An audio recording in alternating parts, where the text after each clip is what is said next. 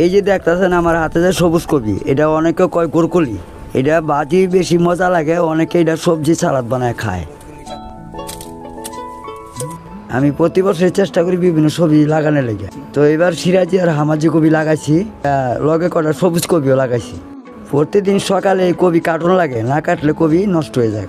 তাই আজকে এই যে কাটতাছি, এই যে দেখেন আমরা কাটতাছি।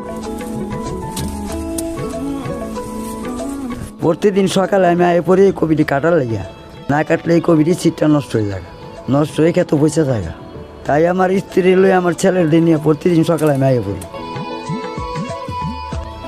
এটি আমার বেতন লাগবে তাড়াতাড়ি আইসা কিছু লগে লাউ কাটি, ডোকা কাটি।